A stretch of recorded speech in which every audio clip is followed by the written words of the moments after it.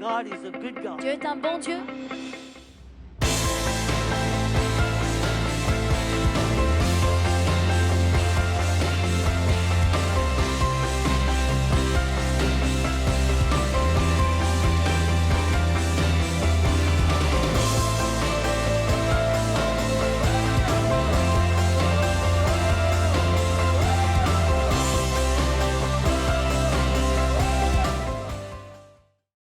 Parfois, nous pensons que le secours que Dieu nous envoie devrait être comme ceci ou comme cela. Nous ne nous attendons pas au plan de Dieu. Nous sommes surpris de la façon dont Dieu pense. Mais je vais vous dire, ne soyons pas surpris, plutôt adaptons-nous au plan de Dieu. Parce que Dieu a des plans en réserve et nous devons couler dans ses plans. Parfois, ces plans nous surprennent. Parfois, on pense, mais comment des choses peuvent venir comme il est écrit dans la parole de Dieu, mais rien de bon ne peut sortir de Nazareth, rien de bon ne peut sortir de cette petite ville insignifiante. Et pourtant, un Messie, un rejeton, est sorti de Nazareth. Le Messie, le Fils de Dieu, n'est pas sorti de Jérusalem, il est sorti de Nazareth. La provision de Dieu, personne ne pouvait la penser, personne ne pouvait la calculer, pourtant c'était la provision de Dieu. David, lorsqu'il est venu, il a mis une fin. Alléluia. Il a fait taire l'ennemi. Alléluia. Amen. Attendons-nous à la fin. C'est la fin. Et ce soir, nous allons célébrer la fin. C'est la fin de la tristesse. C'est la fin de l'échec. C'est la fin du manque. C'est la fin de la victoire de nos ennemis. C'est la fin dans le nom de Jésus. Je suis prête à célébrer ce soir. Je suis prête à fêter ce soir. Même si le ciel est blanc. Ça fait des semaines et des semaines que le ciel est blanc, beau, horriblement blanc. Et même s'il pleut, et même s'il y a des grèves, et même si la circulation n'est pas bonne, et même si quoi que ce soit qui se passe en France, nous allons célébrer dans le nom de Jésus. Dieu nous donne un esprit de joie. Alléluia, alléluia. Il y a une histoire dans la Bible, dans Daniel 5. Vous savez, Daniel, c'est un livre spécial. Nous voyons dans le livre Daniel que le peuple d'Israël était rebelle à Dieu. Vous savez, lorsque nous sommes rebelles à Dieu, nous ouvrons des portes à l'ennemi. Et nous ouvrons aussi des portes à des jugements où Dieu vient, il permet des circonstances pour nous ramener dans le droit chemin. Dis à ton voisin, ne sois pas rebelle. Et si ton voisin dort, donne-lui un coup de coude maintenant. Hey, my brother. Non, personne ne dort dans cet endroit parce que ce soir, c'est impossible. C'est impossible de dormir. Ce soir, c'est la fête. Ce soir, c'est la célébration. Dieu va agir. Alléluia. Amen, amen, amen, amen, amen. Quand nous sommes rebelles à Dieu, Dieu est obligé, il permet des circonstances qui ne sont pas très agréables, je vais vous avouer. Et ces circonstances viennent pour nous ramener dans le droit chemin. On peut éviter cela. Comment est-ce qu'on peut éviter cela? En nous soumettant aux voies de Dieu, en ne résistant pas à son plan, en avançant avec Dieu et en gardant un cœur pur et droit devant Dieu. Amen. Bon, néanmoins, le peuple de Dieu avait été rebelle et il s'était tourné vers d'autres dieux et il a été idolâtre. Et qu'est-ce qui s'est passé au temps de Daniel? Dites-moi. Alléluia. Vous tous, vous êtes des étudiants, des érudits de la parole de Dieu. Beaucoup d'entre vous, vous êtes diplômés, alléluia, de l'école biblique. Donc maintenant, vous allez me dire vos leçons, alléluia. Qu'est-ce qui s'est passé dans Daniel? Ils sont partis en esclavage. Ils sont partis en quoi? En quoi? En déportation, alléluia. Ils sont partis en captivité. C'est la captivité babylonienne. La captivité babylonienne, c'est pas drôle. Vous arrivez, vous êtes dans un pays étranger, on a détruit toute votre nation avant. Les armées de Nabuchodonosor sont entrées dans Jérusalem, ils ont détruit le temple, rappelez-vous, et ils ont pris les ustensiles. Comment Dieu a-t-il pu permettre cela? Un sacrificateur ne pouvait même pas entrer dans le temple, ils ont pris les objets du temple. Vous voyez comme le niveau de protection a été tombé, comme Dieu a permis cela. Vous dites, comment Dieu peut-il permettre cela? Hey! Dieu permet des choses. Dieu a permis ça. Parce que je vais vous dire, si Dieu n'avait pas permis cela, personne ne pouvait mettre le pied dans le temple. Tout le monde était mort à la queue leu, vous voyez. Enterrement. Au devant du temple. Hop, hop. Tombés comme des mouches, exactement. Alléluia. Dieu a permis qu'ils entrent dans le temple, qu'ils prennent les ustensiles. Ils ont ramené tout ça à Babylone. Et il y a eu Nabuchodonosor. Il a pris les ustensiles, les a rangés. Et puis on sait ce qui s'est passé. Je ne veux pas rentrer dans l'histoire de Nabuchodonosor, mais il est tombé sous le jugement de Dieu et il s'est converti. Et il a reconnu le Dieu de Daniel et il a vraiment fait un magnifique hommage. Son cœur a été changé. Il est tombé sous un jugement de 7 ans. 7 ans, il a bu la rosée. Et il s'est comporté comme un animal, il a perdu la tête, il a eu des griffes, des poils, de la barbe, des cheveux longs. Et il était comme un fou. Et Dieu l'a jugé pendant 7 ans. Et après, il s'est tourné vers Dieu. Il y a des choses qui se passent dans la vie, vous savez. Et puis après Nabuchodonosor, Belchassar est arrivé. Belchassar, c'est le petit-fils de Nabuchodonosor. Et la Bible nous dit que Belchassar n'avait pas la crainte de l'Éternel. Et il a organisé un grand festin, une orgie. Et il a amené toutes ses femmes et toutes ses concubines. Et je vais vous dire, les orgies de l'époque, c'était des orgies. Ils savaient ce que c'était le péché. Et ils aimaient le péché. Et il y avait pourtant les lois de Dieu et la conscience que Dieu met dans notre cœur. Bon, je ne vais pas prêcher le message de ce matin.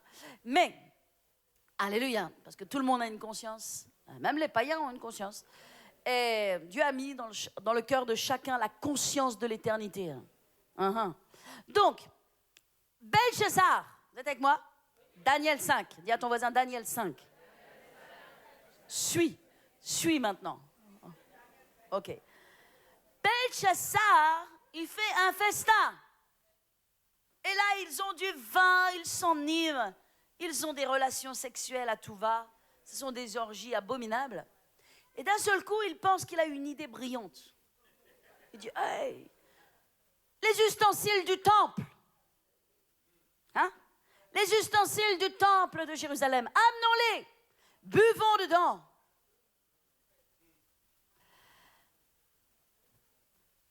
La Bible dit que là, ils sont allés trop loin. Imaginez comment le peuple d'Israël devait sentir. Ils étaient là en captivité. Ils avaient détruit là-bas, pris les ustensiles, volé toutes les choses de la part de Dieu. Leur cœur était dans la douleur. Ils disaient, Seigneur, c'est pas juste, injustice. Quand est-ce que tu feras, Seigneur? Parfois, nous sommes comme cela dans nos vies et nous disons, Seigneur, quand est-ce que tu agiras? Quand est-ce que tu traiteras ces méchants? Quand est-ce que tu enlèveras ces impies de mon chemin? On dirait que ce sont eux qui prospèrent. On dirait que ce sont eux qui se réjouissent. Tandis que moi, je suis dans la peine, moi, je suis dans la douleur. Quand est-ce que tu agiras pour moi? Oh, le peuple était dans la douleur. Belchassar amène les ustensiles du temple. Puis d'un seul coup, alors qu'ils sont en train de boire dans les ustensiles, tout le vin là, ils ont une vision ouverte. Une vision ouverte. Une main apparaît sur le mur. Qu'est-ce que c'est ça? On a bu trop de vin ou quoi? Tu vois ce que je vois? Une main, une immense main qui arrive et qui écrit en langue hébraïque, qui écrit sur le mur. Quelque chose qui n'arrive même pas à déchiffrer. Il dit, c'est quoi? C'est quoi ça? Amenez-moi tous les sages. Qu'est-ce qui a été écrit là sur le mur? La Bible dit qu'il est tombé d'effroi. Il était pétrifié lorsqu'il a vu cette main. Quand le surnaturel de Dieu entre dans notre vie, je vais vous dire une chose, ça fait quelque chose. Vous n'êtes pas à faire « Oh, alléluia !» Oh, main, quand vous avez une intervention de Dieu dans votre vie, que ce soit pour un jugement, là c'est sérieux, ou que ce soit même pour une direction ou n'importe quoi, wow! Je vais vous dire, ça vous souffle, ça vous arrête, ça vous pétrifie. Pendant quelques instants, vous êtes... Elle a dit, amenez-moi tous les sages, que l'on me déchiffre. Personne ne peut déchiffrer. Et puis là, on dit, oh, il y a bien quelqu'un qui sait déchiffrer, qui a la sagesse des dieux. Son nom est Daniel. Apportez-moi Daniel. Oh, Daniel arrive, et il voit, et il dit, voici ce qui est écrit. Ô roi, Il dit, comptez, comptez. Ton règne a été compté. Tu as été pesé et tu as été trouvé léger dans la balance du Seigneur. Aujourd'hui est la fin de ton règne. Il y a une fin. Il y a une fin. Il y a une fin aux œuvres de l'ennemi. Il y a une fin à l'addiction. Il y a une fin à ce que l'ennemi fait dans ta vie. Il y a une fin. Il y a une fin. Il y a une fin à la dépression. Il y a une fin à la tristesse. Il y a une fin au deuil. Il y a une fin. Alléluia. Ton règne a été compté. Compté, compté, pesé, divisé. Voilà ce qui était écrit sur le mur. Compté, compté, pesé, divisé. Compté, compté, tu as été compté. Tu as été pesé, trouvé léger dans la balance du Seigneur. Et maintenant, Dieu met une fin à ton règne. Et nous savons ce qui s'est passé. Dans la nuit même, les Perses et les Mèdes ont envahi au travers des soubassements, des souterrains, des canalisations même pour entrer dans la forteresse. Ils sont entrés et en une nuit, ce roi qui venait juste d'être roi, Belchassar, a été renversé et son règne a été détruit. Et il est passé entre les mains des Mèdes et des Perses. Je vais vous dire une chose, nous devons nous attendre au Seigneur. Mais nous devons nous attendre positivement au Seigneur. Dans tous les défis juridiques, dans tous les défis légaux, dans toutes les injustices, alléluia, nous devons avoir cette foi et cet état d'esprit qui dit, Seigneur, la fin arrive. C'est le temps de ma délivrance. C'est le temps de ma libération. Tu es en train d'agir pour moi et ma situation va changer. Ma famille va être restaurée. Ma vie va être relevée. Alléluia, je m'attends à toi. La délivrance est en chemin. Le changement est en chemin. La réponse est en chemin. Je vais voir ta grâce. Si quelqu'un m'entend qu'il dise Amen ce soir. Alléluia. Alléluia. Mes amis, il y a une fin à la justice. Il y a une fin à l'iniquité. Il y a une fin à la souffrance. Il y a une fin au problème. Rien n'est éternel. La seule chose qui soit éternelle, c'est Dieu. Dieu est le seul à être éternel. Alléluia.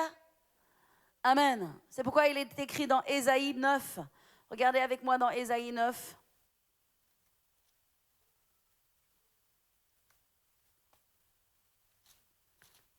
Il est parlé de l'Esprit de l'Éternel. Il est écrit, verset 5, « Car un enfant nous est donné, un fils nous est donné. La domination reposera sur son épaule, et on l'appellera admirable, conseiller, Dieu puissant, Père éternel, prince de la paix. Donné à l'empire de l'accroissement, et une paix sans fin au trône de David et à son royaume. » La seule chose qui n'a pas de fin, c'est le royaume de Dieu. La seule chose qui n'a pas de fin, c'est le trône de David. N'a pas de fin. Alléluia, Dieu n'a pas de fin. Mais les ennemis ont une fin. Les attaques de l'ennemi ont une fin. Ne pense pas que tu vas vivre comme ça toute ta vie. Non, non, non, non, non, non, il y a une fin. Alléluia. Et cette fin, elle est pour toi et elle est maintenant. Et tu vas la prendre dans le nom de Jésus. C'est la fin de mes larmes. C'est la fin de mes pleurs. C'est la fin de toutes ces pensées négatives. C'est la fin de ma pauvreté. C'est la fin du manque dans ma vie. Alléluia. Oh, alléluia. Gloire à Dieu. Il y a des épreuves dans la vie. Rappelez-vous, comme je l'ai dit ce matin dans Genèse 15, nous voyons que Dieu a appelé Abraham, lui a demandé de sortir de sa maison, de sa patrie, et d'aller là où il lui dirait. Et il l'a fait. Et Dieu lui a dit, je te promets, je vais te donner une postérité, je vais te donner un fils.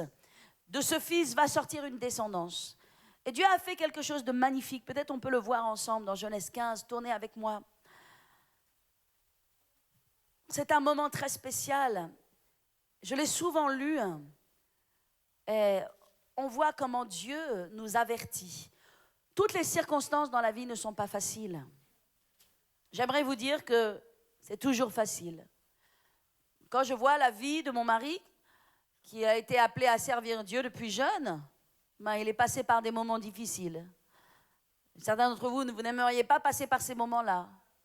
2 fois dans sa vie, il a tout perdu. Je ne sais pas si vous imaginez ce que c'est que de tout perdre. Quand je parle tout perdre, c'est tout perdre. Quand vous vous retrouvez simplement, vous, votre chemise et votre pantalon. Et rien. Parce que 2 fois, ça lui est arrivé. 2 fois, il a tout perdu. Il a tout perdu lorsqu'il est venu de l'Inde en France. Et il a absolument tout perdu.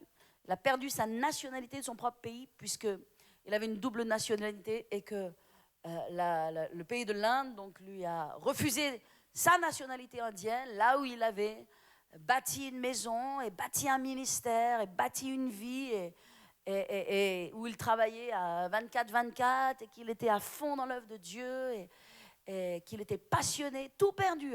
Et d'un seul coup, en 3 mois, quitter l'Inde, arriver en France, plus rien. Même quelques roupies dans la poche, et même pas de l'argent français, et rien, quoi, rien. Et vous savez, c'était dur. Et il y a eu des moments où il se tapait la tête contre les murs. Il a raconté son témoignage, je ne sais pas si vous en rappelez. Il a dit, il y a eu un moment où le diable vraiment lui disait, t'es fini, c'est terminé maintenant. Ton ministère est terminé, tu n'as plus d'avenir. Et il était dans une telle détresse et il s'est tapé la tête contre les murs. Et le diable lui disait, tu n'as plus qu'à sauter de la fenêtre de cet appartement. Ta vie est terminée, tu n'as plus d'espoir. Et un esprit de suicide et de dépression est venu sur lui. C'est terrible. Et là, Dieu lui a parlé, Dieu lui a dit, lis un livre de John Austin. Un petit livre qu'il avait jamais lu, qui était « Dieu peut changer ta destinée ».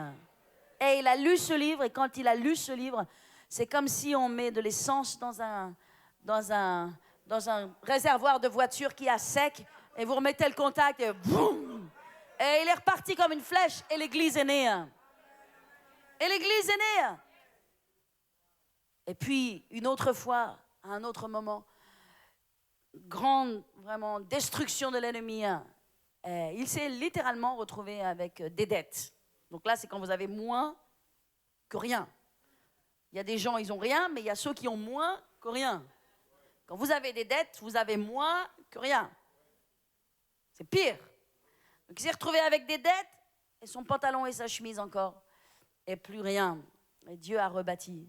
Je vais vous dire une chose, il y a dans la vie des moments difficiles. J'aimerais vous dire, et j'aimerais dire à mon fils, j'aimerais dire à nos enfants, tout est facile, la vie c'est bien, tout sera toujours parfait. Mais nous savons que tout n'est pas toujours parfait.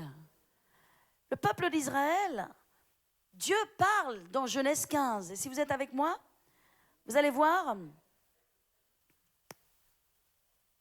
un moment très spécial.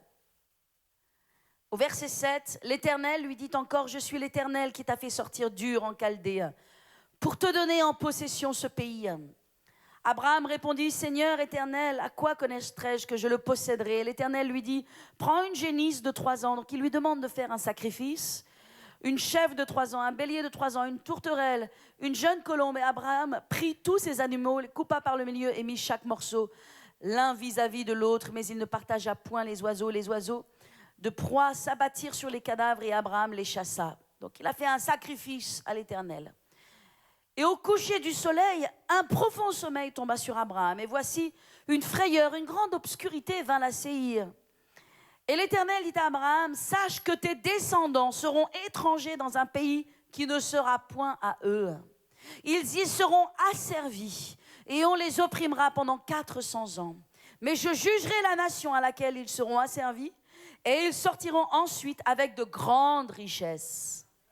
Toi, tu iras en paix vers tes pères et tu seras enterré après une heureuse vieillesse. Et à la 4e génération, ils reviendront ici, car l'iniquité des Amoréens n'est point encore à son comble. » Alléluia.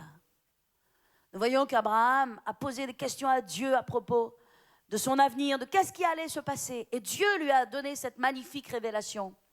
Il a fait un sacrifice et Dieu lui a parlé et lui a dit tout ce qui allait se passer dans les centaines d'années qui allaient venir.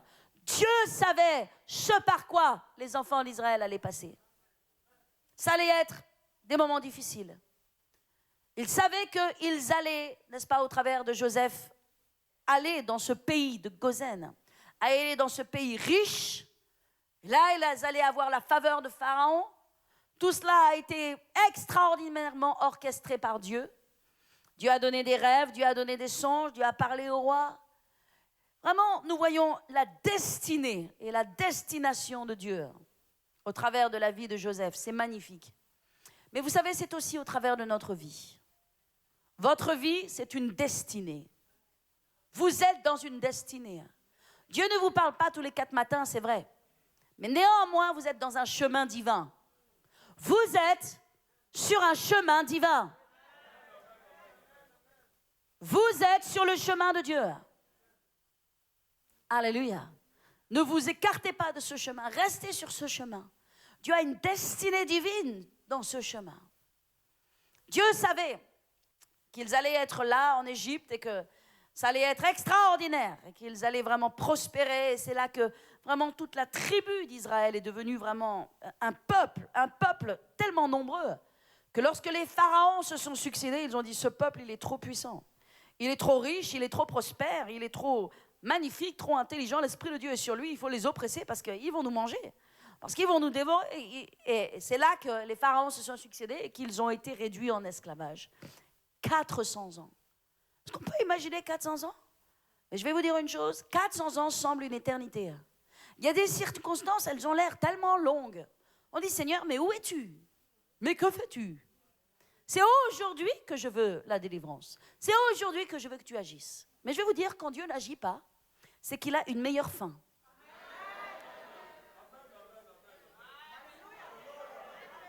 Quand Dieu attend, quand Dieu patiente, c'est pour un but.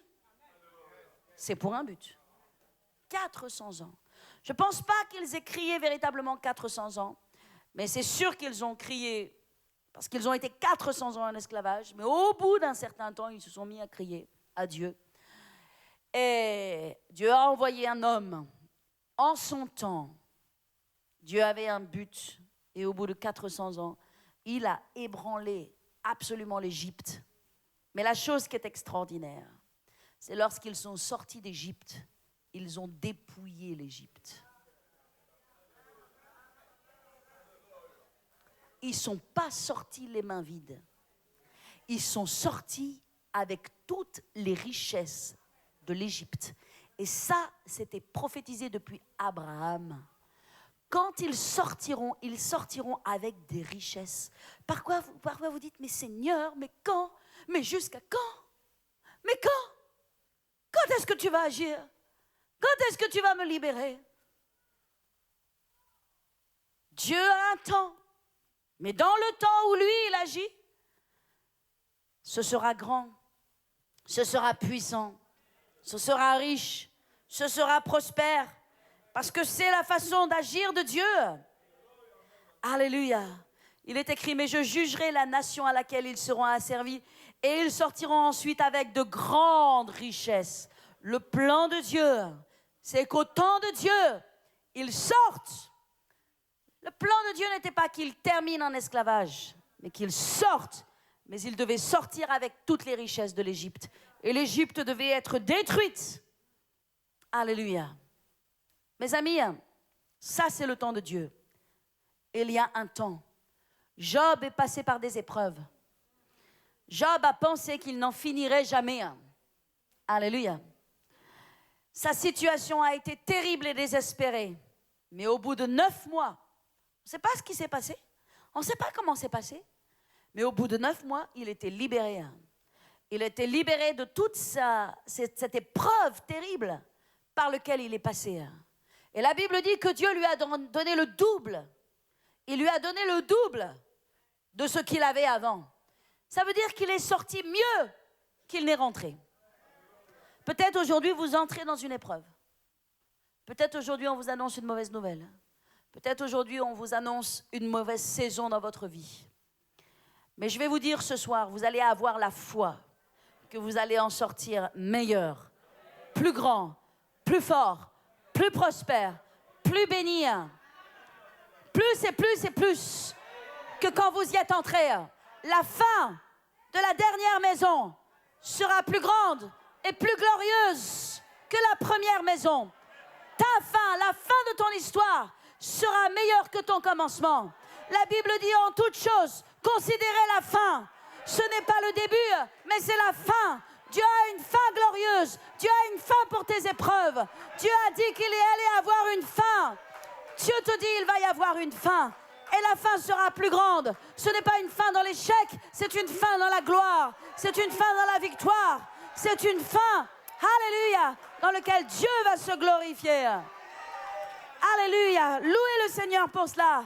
Recevez-le dans le nom de Jésus. Alléluia. Oh, merci Père. Tu as une fin glorieuse. Oh, alléluia. Oh, à toi la gloire. David a dit dans le psaume 23, et je vais terminer avec cela, quand je passe dans la vallée de l'ombre de la mort.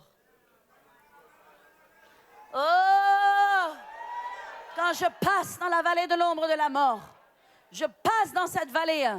Mais alors j'y passe. On a l'habitude, et vous connaissez bien ce message, n'est-ce pas? Quand on passe par la vallée dans la vallée de l'ombre de la mort, on ne s'y arrête pas. C'est pas là où tu dois planter ta tente. C'est pas là où tu dois t'arrêter. C'est pas ton lieu, c'est pas ta maison, c'est pas ta destination. La vallée de l'ombre de la mort n'est pas ton adresse. C'est pas là où tu vas terminer. C'est un lieu de passage, c'est un lieu de transit. C'est un temps, c'est pour un temps seulement. C'est pas pour toute ta vie. Quand je passe par la vallée de l'ombre de la mort, je ne crains aucun mal, car tu es avec moi. Est-ce qu'il y a des vallées de l'ombre de la mort? Absolument, il y a des vallées de l'ombre de la mort. Mais moi qui suis là, dans cette vie avec Dieu, je passe dans cette vallée. Et dans cette vallée, je trouve des sources d'eau vive. Dans cette vallée, je trouve du rafraîchissement. Dans cette vallée, je trouve la force. Dans cette vallée, je trouve la foi dont j'ai besoin pour vaincre mes circonstances. Dieu n'a pas prévu que je sois vaincu dans la vallée d'Éla, qui est la vallée de Goliath. Dieu n'a pas prévu que je sois vaincu dans la vallée de l'ombre de la mort. Et Dieu n'a pas prévu que je sois vaincu dans la vallée de Baca. Le psaume 84 nous parle de la vallée de Baca. Que lorsque je traverse la vallée de Baca, la Bible dit la vallée de Baca c'est la vallée des pleurs. Baca veut dire pleurs. Il y a des vallées qui sont la vallée des pleurs. Mais la Bible dit quand je traverse la vallée de Baca, quand je traverse la vallée des pleurs, je ne m'arrête pas dans la vallée des pleurs. Ce n'est pas là où je vais établir mon adresse. Je ne vais pas y planter une boîte postale. Je ne vais pas dire c'est là où je vis. Non, non, je la traverse. Je traverse la vallée de Baca. La Bible dit quand je traverse la vallée de Baca, je trouve des sources d'eau vive. Je trouve des sources de rafraîchissement. Même dans cette vallée de pleurs, je vais retrouver du rafraîchissement pour mon âme. Dieu va m'envoyer du secours d'en haut. Parce qu'il y a une fin à l'épreuve. Il y a une fin aux saisons démoniaques. Il y a une fin à ce que l'ennemi veut faire dans ta vie. Il y a une fin à la destruction. Il y a une fin à la dépression. Il y a une fin à la peur. Il y a une fin au manque. Il y a une fin aux questions. Il y a une fin au doute. Il y a une fin à la faiblesse. Il y a une fin à toutes les œuvres de l'ennemi contre toi. Il y a une fin dans le nom de Jésus. Et il y a un commencement ce soir. Je le déclare dans le nom de Jésus. Il y a un commencement ce soir. Il y a un nouveau départ ce soir.